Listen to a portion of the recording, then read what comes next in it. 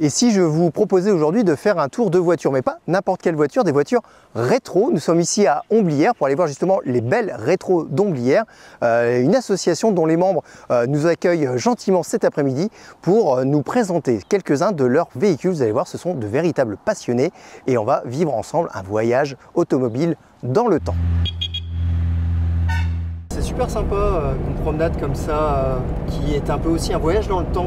On est à bord de quelle voiture, Jean-Pierre? Donc on est à bord d'une traction, c'est une 11 commerciale, donc c'est la version large et longue de la traction. Donc une voiture chargée d'histoire, une voiture voilà, mythique. C'est votre voiture? Alors c'est ma voiture, oui, c'est une voiture que j'ai rachetée il n'y a pas très longtemps, il y a 6 mois que je l'ai. J'ai plusieurs voitures, j'en ai en cours de restauration et puis celle-ci avec laquelle je roule. Celle-ci, vous l'avez eu déjà restaurée, c'est ça? Après, toutes les voitures, je ne conçois pas d'avoir une voiture et de ne pas rouler avec. Pour moi, une voiture, c'est fait pour rouler. Donc, d'où l'intérêt d'avoir eu celle-ci déjà prête à rouler, restaurée. Voilà. Et vous me disiez qu'elle a été entièrement refaite, c'est ça? Alors, celle-ci, elle a été entièrement refaite. Il n'y a pas un boulon qui n'a pas été démonté. Elle a été désossée complet. La caisse a été mise au tourne-broche. On appelle ça le tourne-broche. La caisse est mise sur un axe pour pouvoir travailler dessus et refaire tout ce qu'il y a à refaire sur la caisse. C'est une passion qui vous prend Alors du temps, c'est une j'imagine. passion, j'ai toujours eu la passion de la mécanique puisque je suis dans le domaine de la moto. J'ai toujours eu la passion de la mécanique et puis aujourd'hui j'ai découvert l'automobile et puis l'automobile me change un petit peu les idées dans la tête. La moto, ça fait, je vous dis, depuis mon plus jeune âge que je suis dans la moto. Je pratique toujours la moto bien sûr. Mais c'est une sorte de porte d'évasion, c'est-à-dire quand je rentre le soir chez moi, je bricole sur une voiture. J'ai vu des motos toute la journée et ça me change d'être dans une voiture.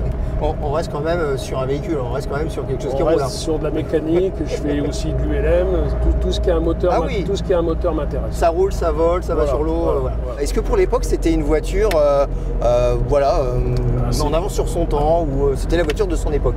Alors c'est une voiture moderne pour son époque puisqu'elle a les freins hydrauliques. À l'époque, les freins étaient à câble, donc celle-ci a les freins hydrauliques. Elle a les roues indépendantes, c'est-à-dire les suspensions indépendantes que les autres voitures n'avaient pas. Et la caisse est une monocoque, c'est-à-dire qu'il n'y a pas de châssis. C'est la caisse qui fait le châssis de la voiture, comme les voitures d'aujourd'hui. Les voitures d'aujourd'hui, vous n'avez plus de châssis, c'est la coque. Et sur celle-ci, vous avez exactement la même chose. Donc depuis 1934, sortie des premières tractions, donc vous avez toutes ces technologies qui sont sur la même voiture. D'accord, donc on a pris un peu tout ce qui se faisait de mieux à l'époque pour mettre dans toutes les marques, chez Ford, chez Renault, chez tout ça, toutes les meilleures technologies qui ont été mises dans cette voiture. Bon, bah en tout cas, ça permet de faire des belles balades, hein. J'imagine que ça doit être très plaisant. Et justement, c'est une passion que vous partagez et là, on s'apprête à aller retrouver les copains, c'est ça? Voilà, on s'apprête à aller retrouver les copains qui normalement doivent nous attendre. Et j'aurai l'occasion de voir d'autres belles pépites? Alors, je pense que c'est ici, non? Oui, c'est par ici. C'est super sympa, je viens de faire un tour de traction, j'ai fait un voyage dans le temps qui m'amène à vous. Ici à Homblières, vous avez monté une association, c'est ça? On a monté une association entre copains au départ, on était à 3 copains, on avait envie de monter quelque chose de sympa, avec des gens sympas bien sûr. Évidemment. Évidemment.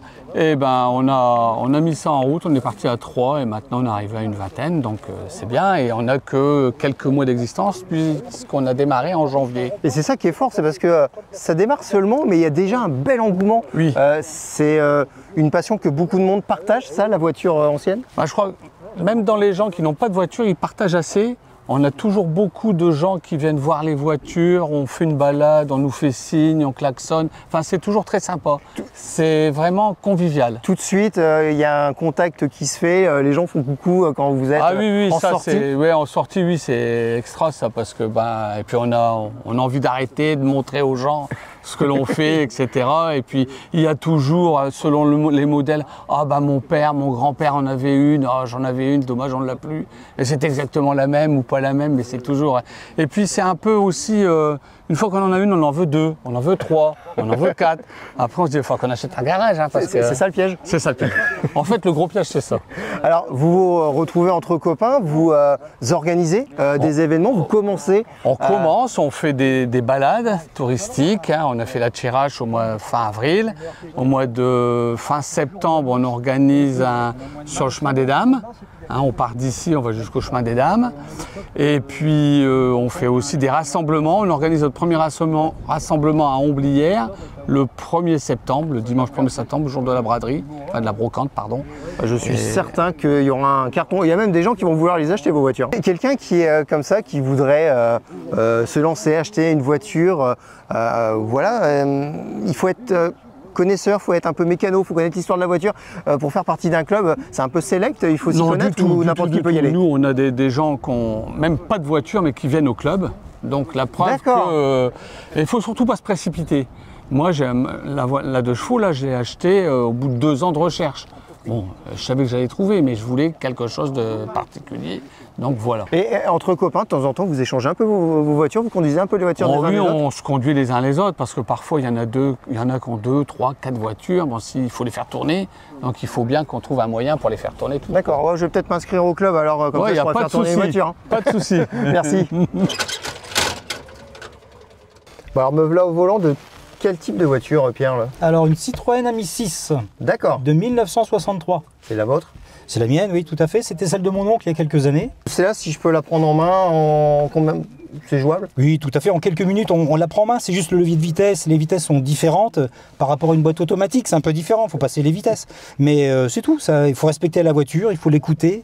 Moi, je dis tout le temps, ça se conduit pas, ça se pilote. C'est-à-dire qu'il faut la suivre avec son cerveau. Il faut comprendre, l'écouter, la respecter. Elle a une âme. Elle a une âme, exactement. Voilà. Bon. C'est tout la passion des voitures anciennes. Eh ben, on va lui demander gentiment, voir si elle peut nous emmener quelque part. Exactement. Bon, allons-y. Merci beaucoup.